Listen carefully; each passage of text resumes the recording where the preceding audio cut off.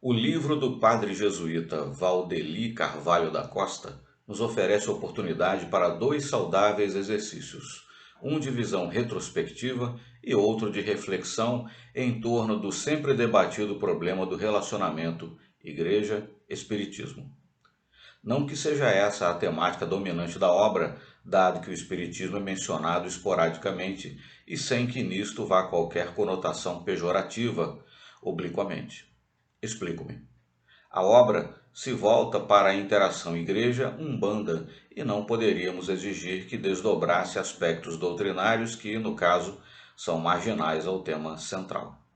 Referências ao espiritismo acabam tornando-se inevitáveis, mas não necessariamente extensas e minuciosas, o suficiente para marcar uma posição. É sobre essa posição que proponho conversarmos. A rota do espiritismo no Brasil jamais encontrou pela frente céu de brigadeiro, muito pelo contrário. Logo de início, atravessou zonas de graves turbulências atmosféricas, porque o céu não era dos brigadeiros e sim da igreja, solidamente implantada no país como religião de Estado. Allan Kardec ainda vivia na carne quando saiu a primeira, ao que se saiba, pastoral condenatória, subscrita pelo arcebispo Dom Manuel Joaquim da Silveira, da Bahia, em 16 de junho de 1867. Colhemos no livro de Ubiratã Machado eloquente amostra da advertência do zeloso prelado e que assim principia. Nesta capital se publicou um pequeno livro com o título Filosofia Espiritualista, ou Espiritismo, cujas perniciosas doutrinas, contra toda expectação, têm tomado incremento, pondo-se em domínio público, e no interesse de vossa salvação, amados filhos, julgamos conveniente dirigir-vos esta carta pastoral para prevenir-vos contra os principais erros que contém esse pequeno livro e contra as superstições que, segundo as doutrinas nela contidas, se estão praticando, como se nos tem informado e do que já não é possível duvidar. Assunto gravíssimo, portanto, e tratado sem meias palavras ou panos quentes. Como bem observa o Biratã Machado, o documento adotava moldes europeus, confrontando postulados espíritas e dogmas católicos. Admitia, por conseguinte, que uma vez ratificados estes últimos na aceitação de todos, ou pelo menos da maioria esmagadora da comunidade, estariam automaticamente rejeitados aqueles. Outras vozes de respeitáveis pastores de almas se levantariam para advertir desatentas ovelhas de que lobos importados da França rondavam o rebanho. Sujeito a variações mais ou menos amplas de temperamento, esse foi o tom que prevaleceu no combate ao espiritismo no Brasil. Ciosa da sua condição, a igreja defendia com todas as armas de que dispunha, cercas, portões e ribanceiras que guardavam o seu redil. É preciso entender que era direito seu e dever fazê-lo, ainda que os recursos de que lançava a mão nem sempre fossem do melhor teor cristão. Afinal de contas, um dos postulados básicos do cristianismo é precisamente o de que o amor ao próximo e a Deus inclui necessariamente o amor ao inimigo, dado que assim eram considerados os espíritas. O Cristo foi até mais enfático ao declarar que amar os amigos escasso mérito acarreta. O importante mesmo é amar os adversários, oponentes ou inimigos, quaisquer que sejam eles. No correr do tempo, a agressividade se abrandou um tanto, ou, para dizê-lo de outra maneira, a linguagem se tornou mais urbana, ainda que não menos contundente. É o que podemos observar, por exemplo, em O Espiritismo no Brasil, do ilustre Frei Boaventura Kloppenberg, que, à época de sua publicação, 1960, era o porta-voz da Igreja para falar e escrever sobre o Espiritismo. Fez questão o autor, contudo, de caracterizar o seu substancioso trabalho como de orientação para os católicos. Pelo menos em tese, não era, pois, um livro dirigido aos espíritas, como a chamá-los para a luta em campo aberto, e sim um documento destinado a alertar os membros de sua igreja para os perigos e malefícios da heresia. O eminente sacerdote e pensador se confessava àquela altura, justamente alarmado ante a crescente expansão do espiritismo no Brasil, tal como seu colega baiano um século antes. Ambos tinham razões de sobra para estar, como se veio a demonstrar posteriormente. A propaganda espírita conseguiu em 10 anos, escreve Frei Boaventura, que somente em São Paulo apostatassem 87.935 pessoas. No Distrito Federal houve, nos mesmos 10 anos, 48.626 apóstatas, graças à propaganda espírita. No Rio Grande do Sul, o resultado é ainda mais alarmante, etc, etc. Também não faz segredo o autor de sua postura pessoal ao declarar honestamente na introdução que essa confusão religiosa resultava de excessiva tolerância ante a multiplicidade de cultos no Brasil, e explicitava: é o sistema do pluralismo religioso, consequência natural e inevitável dos princípios liberais, laicistas e racionalistas. É uma situação que toleramos em vista da liberdade do homem. Além dessa liberdade constitucional de cultos e da excessiva tolerância dos governantes, 29 outras causas eram alinhadas metodicamente no primeiro capítulo do livro como responsáveis pela calamitosa situação. Sua conclusão conserva esse tom de desconforto, algo assustado.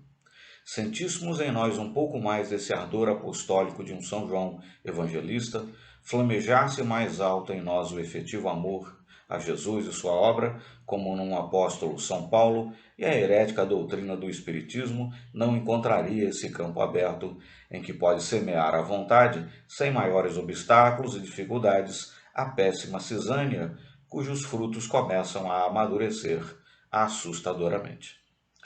Vemos aí, portanto, o espiritismo caracterizado como perniciosa heresia que uma correta atitude eclesiástica com decidido apoio político, presumivelmente repressivo, poderia conter, se não esmagar, recorrendo, obviamente, ao poder de polícia, como foi o caso durante alguns séculos. Perante o umbandista, Frei Boaventura recomendava ao católico em seu livro A Umbanda no Brasil uma atitude de respeito cristão e de prudente discrição. Mas quanto à Umbanda, é inequívoca a rejeição que ficou posta nos seguintes termos: 1. Franca e total condenação à doutrina. 2. Enérgica e declarada repulsa. 3. Repulsa à prática. 3. Completa abstenção das sessões. 4. Desaprovação e censura sem restrição aos livros. 5. Absoluta reserva à diagnose umbandista. 6. Repúdio integral à sua terapêutica. 7. Decidida reprovação ao culto dos orixás. 8. Santo horror e apostólico vigor no combate aos Exus. 9. Soberano desdém ante os despachos. 10. Simples e formal desprezo aos meios supersticiosos de defesa contra a atuação dos maus espíritos. Para concluir, perante o espiritismo de Umbanda, portanto, a atitude do católico é de absoluta, total e frontal oposição. Observamos pronunciamentos não menos incisivos em outros sacerdotes preocupados com os riscos que corriam suas ovelhas ante a sinistra ronda dos predadores espíritas. O livro do padre Valdeli Carvalho da Costa se apresenta com um enfoque algo diferente em alguns aspectos, ainda que preservando a linha doutrinária da Igreja exposta pelos companheiros que o antecederam no exame do problema. O leitor desprevenido, que esperasse modificações de postura doutrinária, estaria sendo irrealista. O homem não tem a faculdade ou possibilidade de provocar por sua própria iniciativa, e de modo eficiente, é ainda Frei Boaventura, uma manifestação préternatural do demônio ou de qualquer outro espírito do além.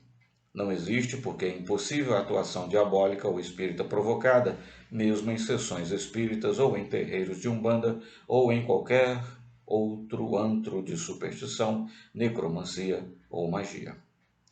Confira-se com Padre Valdeli. A unidade transcendental alma-corpo impõe a relação transcendental do corpo para com a alma e desta exclusivamente com seu próprio corpo. Assim, não pode atuar em outro corpo que não seja o seu próprio, aquele com o qual tem uma relação existencial transcendental. Em decorrência dessa estrutura ontológica característica do ser humano, é impossível a possessão ou a incorporação de uma pessoa viva por orixás ou almas, assim como, pelo mesmo motivo, é impossível a reencarnação. Sente-se o padre Valdeli tão seguro dessa impossibilidade da manifestação mediúnica que nem acha necessário aplicar-se ao caso a chamada proibição bíblica. A Sagrada Escritura, escreve ele, proíbe a evocação de almas de pessoas, não de seres míticos e pseudo-almas. Por isso, a proibição bíblica não se aplica ao que de fato acontece nos cultos afro-brasileiros, se levarmos a sério a própria doutrina desses cultos, cujo conceito que tem destes seres, como ficou patente ao longo deste trabalho. Ou seja, uma vez que não existe espírito algum nos fenômenos mediúnicos, e sim seres mitológicos e falsas almas, não há o que proibir. O objetivo dessa e de outras aberturas, segundo o padre Valdeli, é o de iniciar um diálogo construtivo com a Umbanda, visando a uma eventual integração da seita com a Igreja Católica. O projeto seria desenvolvido por etapas sucessivas de um processo mais longo que o eminente autor caracteriza como purificador do ouro, que pode ser catado na ganga do sincretismo afro-brasileiro. Em busca de sementes do verbo, dispersas por aí, o autor parte de uma atitude diagonal ante as outras expressões religiosas do homem atual. A abertura não é tão ampla como tais palavras possam sugerir, dado que nos sentimos autorizados a desprender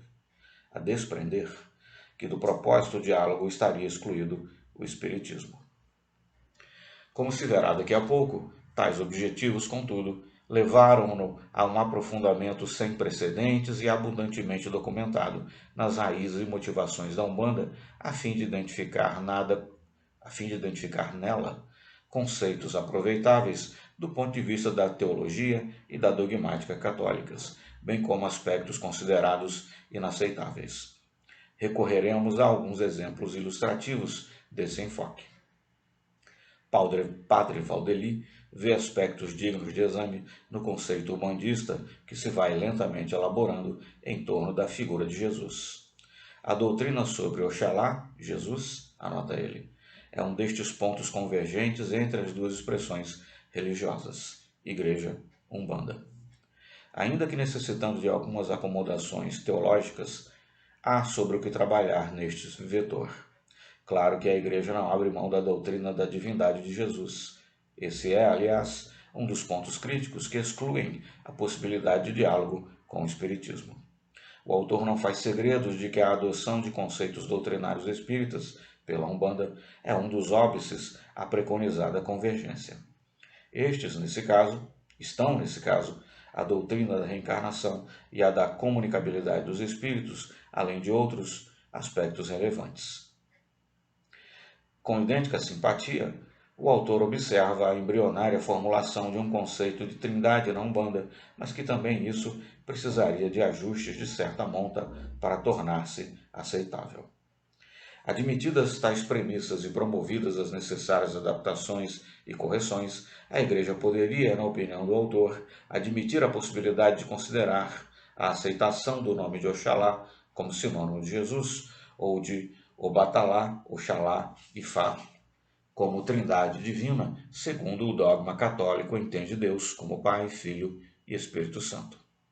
Quanto ao fenômeno mediúnico, como já vimos, poderia ser reexaminado pela Igreja em lugar de ser sumariamente condenado, uma vez que, no entender do eminente teólogo, não há necessidade de aplicar-se ao caso a condenação bíblica, da qual a Igreja também não abre mão. Até mesmo a ideia de considerar os orixás como santos da Igreja é coisa de examinar-se, desde que promovidas também certas reestruturações básicas. São essas algumas das mais brilhantes e promissoras pepitas encontradas pelo pesquisador na ganga umbandista. Embora firme na sua postura de não ceder terreno no aspecto eminentemente teológico ou doutrinário, a Igreja, ainda no entender do padre Valdeli, poderia ceder em outros de menor relevo, como, por exemplo, a participação dos umbandistas no santo sacrifício da missa movimentada em cânticos e estudados gestos de danças sacras, acompanhadas de palmas, mais conformes à psique do afro-brasileiro do que o silêncio respeitoso, mais alienante a seu sentir. Quanto aos ajustes doutrinários, Padre Valdeli sugere roteiros específicos. Assim, escreve ele, conhecendo-lhe aos ubandistas a crescente utilização da Sagrada Escritura no corpo doutrinário, poder-se-ia pensar em convidá-los a participarem de círculos bíblicos, onde teriam ocasião de aprofundar o conhecimento de Deus Pai, sincretizado com o Batalá, corrigiriam os desvios sobre a pessoa teândrica, divina, humana, histórica pascal de Jesus, assimilado a Oxalá. Receberiam informações precisas sobre o Divino Espírito Santo, assimilando Ifá. Sobre a reencarnação, a diretriz proposta é a seguinte: a doutrina escatológica cristã desfaria o engano reencarnacionista, iluminando a distinção entre a possibilidade metafísica e revelada por Deus da ressurreição dos mortos em seu próprio corpo e a impossibilidade ontológica da reencarnação da mesma alma em hipotéticos corpos de distintas eras. Assim reformulada e adaptada aos postulados fundamentais da Igreja, ao mesmo tempo que severamente expurgada dos principais conceitos doutrinários espíritas, a Umbanda seria recebida de braços abertos no seio do catolicismo. Não é, portanto, a Igreja que iria à Umbanda, e sim esta que está sendo solicitada a percorrer não metade do caminho, mas todo o espaço que separa uma da outra.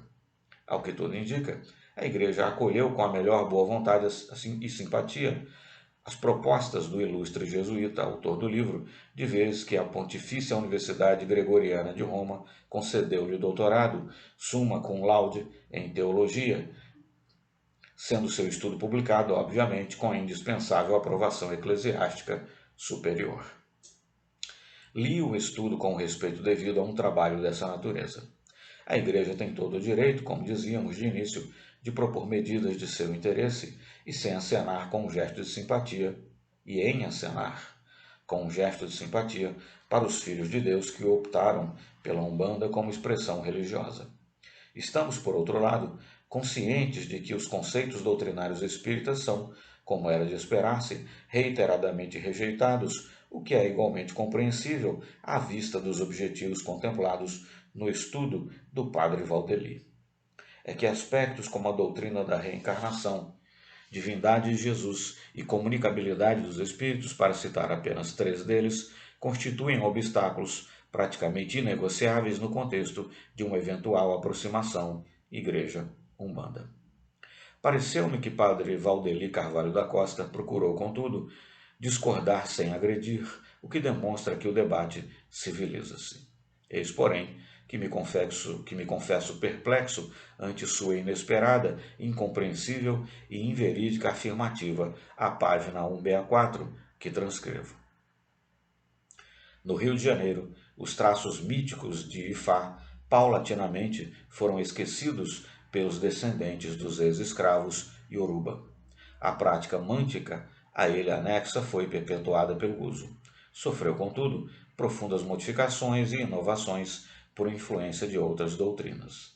O espiritismo kardecista e as doutrinas esotéricas dela se apoderaram para auferir lucro econômico.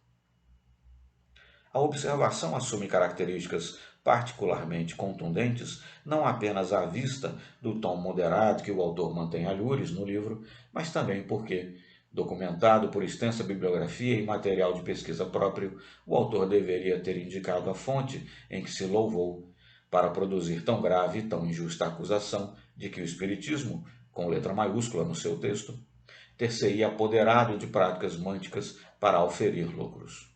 Logo, o Espiritismo, que condena explicitamente toda e qualquer mercantilização de atos de natureza religiosa ou o exercício de faculdades mediúnicas.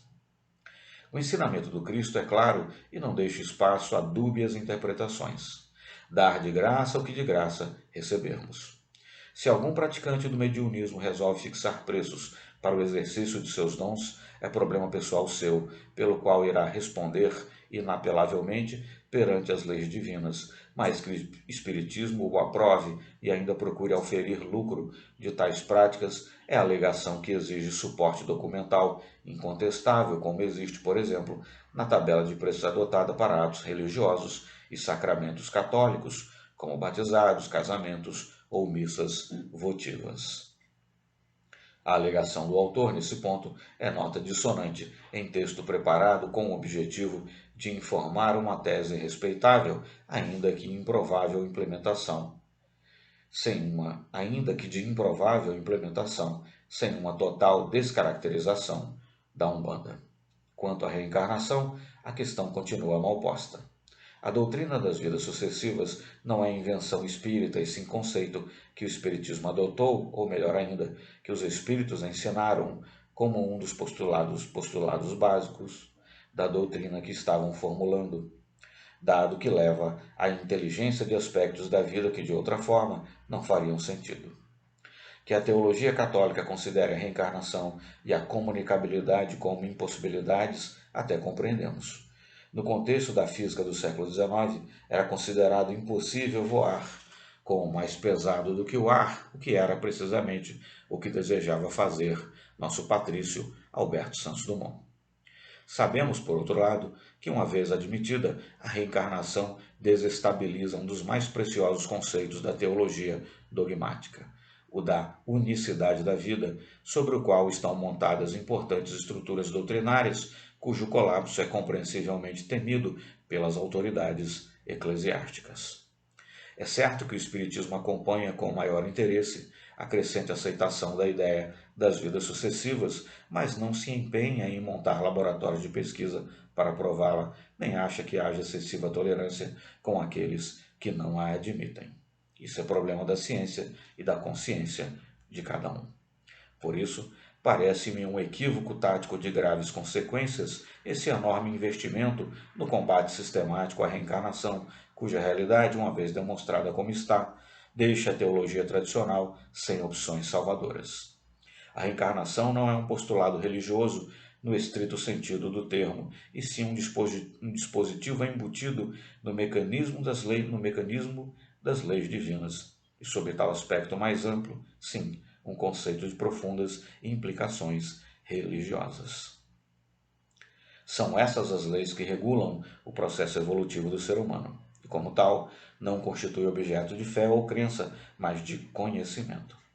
A cada dia que passa, avoluma-se a documentação que insiste em demonstrar essa realidade, bem como a da comunicabilidade entre seres vivos na carne e vivos no além-túmulo. A verdade continua obstinadamente a ignorar as impossibilidades ontológicas e teológicas cultivadas em espaço reservado ao dogmatismo. O Espiritismo teria a temer, isto sim, se o conceito da reencarnação fosse desprovado definitivamente pela ciência, mas ao que se observa não é o que está acontecendo e nem esse é o rumo que aponta o estado atual de estudos e pesquisas. Muita gente gostaria de ter conseguido realizar essa proeza espetacular de demonstrar a falácia da reencarnação. Não faltaram esforços nesse sentido, mas são cada vez mais remotas as perspectivas de êxito no tentame. Dado que, quanto mais se expande a pesquisa e se aprofunda, mais se consolida para o leigo aquilo que para o espírita e o umbandista é convicção. Por isso, penso às vezes em propor a montagem de um exercício que se caracteriza em terminologia cibernética como simulação, ou seja, a armação de uma situação teórica para efeito de teste e que poderia ser formulada mais ou menos assim. Que modificações e ajustes seria necessário promover nas estruturas do pensamento dogmático se a Igreja se visse ante a contingência de admitir mesmo a doutrina da reencarnação? Fica a sugestão, com a observação adicional de que a pergunta está formulada de maneira concessiva e no tempo condicional, porque pretende ater-se ao âmbito da teologia a que se destina.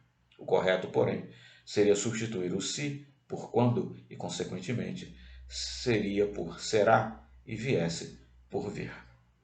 Quanto ao mais, se o ilustrado doutor Valdeli Carvalho da Costa demorar seus olhos de competente leitor por estas mal traçadas linhas, Fica aí registrado meu respeito pelo seu trabalho, elaborado com indiscutível perícia, tanto quanto meus cumprimentos pelo merecido doutorado. Reitero apenas a ressalva, ainda há pouco referida, quanto à grave e infundada acusação que faz ao Espiritismo de compactuar com os que mercantilizam dons espirituais. Provavelmente falhou de modo lamentável sua fonte de informação. Sobre os méritos de sua tese, pronunciaram-se de modo eloquente seus superiores hierárquicos e é o que lhe importa. Sobre sua proposta, a palavra está com os irmãos umbandistas convidados para o diálogo. Excluídos do contexto, os espíritas continuarão onde sempre estiveram, ou seja, empenhados no trabalho que lhes compete. Afinal de contas, concordando ou discordando, não somos todos irmãos e não vivemos todos em Deus, como nos assegura o valoroso apóstolo dos gentios? Para que ficarmos a disputar com doestos e azedumes a herança do nosso Pai comum? Não são os brigões que herdarão o reino, mas os mansos, os pacíficos, os que aprenderam a conjugar o verbo amar em todos os seus tempos, modos, inflexões, línguas e gestos.